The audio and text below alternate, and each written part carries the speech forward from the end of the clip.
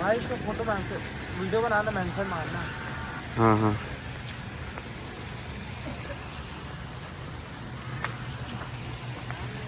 हाँ क्या आ जाओ बेटा।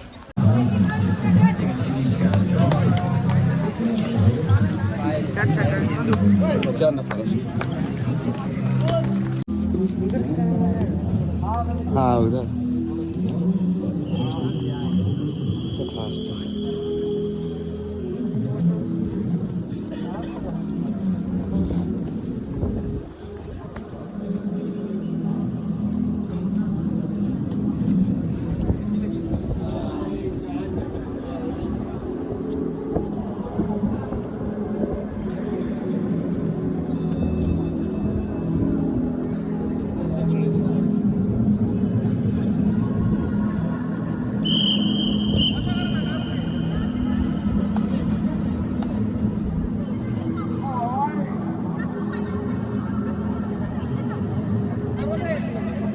Firstly good morning.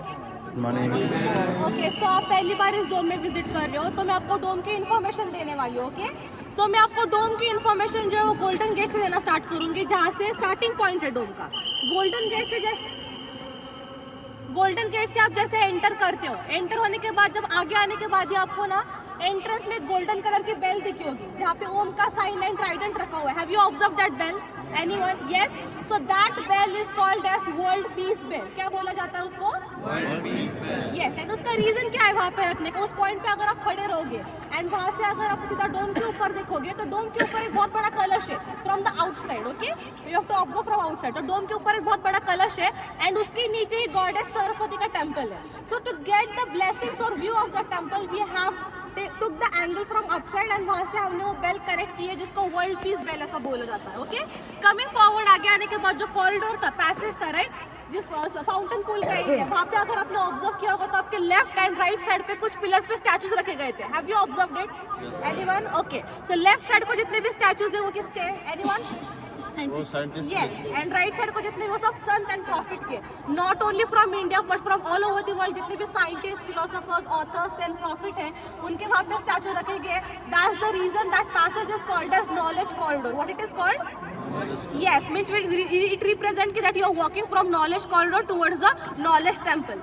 आगे आने के बाद देखो स्टेप्स के वहाँ पे हम सब फोटोज ले रहे थे, वहाँ पे एक गोल्डन कलर का स्टैचू था, एक बड़ा सा, राइट, एक सर है जिनके हाथ में भगवत गीता है। तो वो स्टैचू है विश्वधर्मी प्रोफेसर डॉक्टर विश्वनाथ दादाराव कराड इनका, जो इस प्लेस के क्रिएटर, ओनर एंड फाउंडर है। He is 85 years old and he lives in Pune, and the reason why that statue is placed that तो वो स्टैचू उनको यूएस के 3 डिफरेंट यूनिवर्सिटीज ने गिफ्ट किया as a living example for today's generation. Okay he is still there, मैंने mention किया, who lives in Pune. Okay उसके बाद जो स्टेयर्स क्लाइंब करके आप, सॉरी पुणे दिला तो पूछा statue, it was gifted by 3 different universities of USA as a living example for today's generation। उस बोर्ड पे उस यूएस कंट्रीज का नेम भी नोट किया गया है। उसके बाद जो स्टेप्स क्लाइंब करके आप ऊपर आए उसके वो टोटल 49 स्टेप्स है।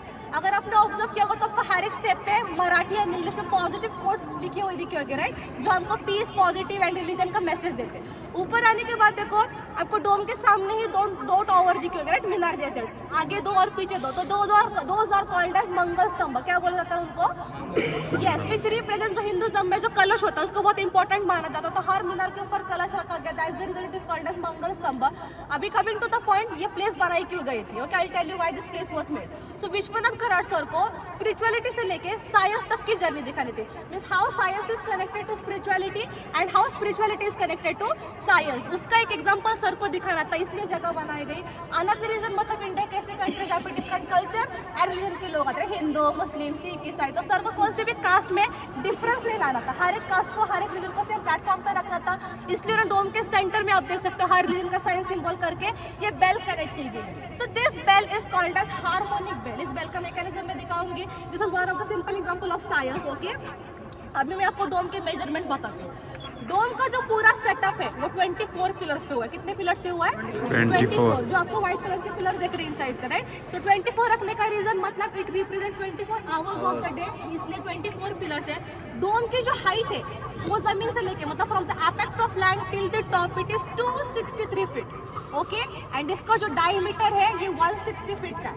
तो ये वर्ल्ड में का बिगेस्ट वर्ल्ड पीस डोम इसकी हाइट की वजह से नहीं है, बट इसके डायमीटर की वजह से ये वर्ल्ड में का सबसे बिगेस्ट या फिर लार्जेस्ट वर्ल्ड पीस डोम है। डोम की सिटिंग कैपेसिटी 3000 पीपल की है। इस डोम पे एट अ टाइम 3000 पीपल बैठ सकते हैं। ऊपर जब सीलिंग को छोटे छोटे सी थ्रू लाइट्स दिख रहे हैं आपको, राइट, होल्स जैसे, so those are 7000 LED lights, okay. Dome में जब प्रोग्राम होता है या फिर कोई विजिटर्स आता है तो उस टाइम को ऑन किया जाता है। डोम के अंदर जितने भी आप स्टैचूज ऑब्जर्व करोगे वो सब सन एंड प्रॉफिट के। डोम के बाहर से जितने स्टैचूज हैं वो सब साइंटिस्ट, फिलोसोफर्स एंड ऑथर्स के। ये स्टैचूज बनाने के लिए मोर देन 20 इयर्स गए, मैनुअली स्टैचूज बनाए गए। वैसे इसके नीचे एक स्पिरिचुअल लाइब्रेरी, संत Dnyaneshwar world peace digital library है। उस लाइब्रेरी का स्पेशलिटी मतलब वो लाइब्रेरी पूरी तरीके से स्पिरिचुअलिटी पे बेस्ड है, मतलब आपको हर रिलीजन के बुक्स वहाँ पे रीड करने के मिलेंगे। Another speciality about that library is, इस लाइब्रेरी में टोटल 108 नॉलेज पिलर्स है। कितने पिलर्स है? यस। तो उसका भी साइंटिफिक एंड स्पिरिचुअल रीजन है। Coming to the scientific reason, हमारे जो जोडेक साइन होते हैं वो कितने होते हैं? राशि कितने होते हैं? 108 जी। जोडेक साइन कितने होते हैं? 12। एंड हमारे प्लैनेट्स कितने होते हैं? As per 2006 we used to consider 9 planets. So 12 into 9, इसका जब मल्टीप्लिकेशन उसका आंसर आता है 108। ये scientific reason. Coming to spiritual part, हम जो माला का जप करते हैं, माला में मनी कितने होते हैं? 108। दोनों नॉलेज को कॉम्बिनेशन करके उस लाइब्रेरी में कितने पिलर्स है? 108। उस लाइब्रेरी में आपको हर रिलीजन के बुक्स हर रिलीजन वाइज सेग्रीगेट हुए दिखे होंगे। लाइब्रेरी के सेंटर में संत ज्ञानेश्वर का मंदिर है, उनका इम्पैक्ट इंस्पिरेशन योगा मेडिटेशन के लिए रहा है, इसलिए एक मेडिटेशन हॉल भी बनाया गया है। स्टेप्स टाइम करने से पहले आपने आपको राइट साइड को देखा होगा तो ये बेब वापस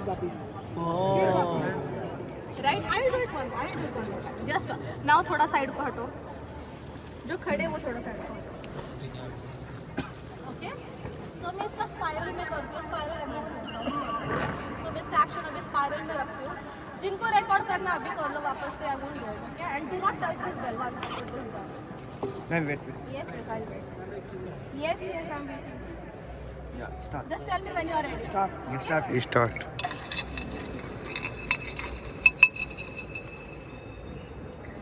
हाँ। ओके, अभी सबको लगता है स्टॉप हो गए, मैकेनिज्म स्टॉप हो गए, बट वो again the mechanism will come. तो मैंने बोला था हार्मोनिक में सेम पैटर्न या फिर सेम सीक्वेंस कंटिन्यू फॉलो किया जाता है। It will keep on following. कितनी बार होना है?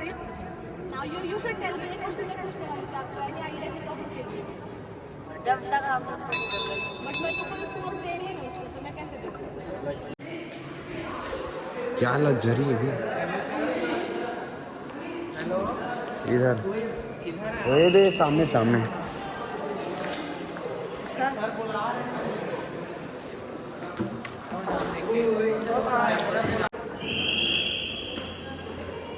स्कूल में पढ़ता है हाँ, और यहाँ का बुक को छू रहा है तू, पढ़ेगा ना तेरे को। स्कूल में साले पढ़ाई नहीं करते हैं।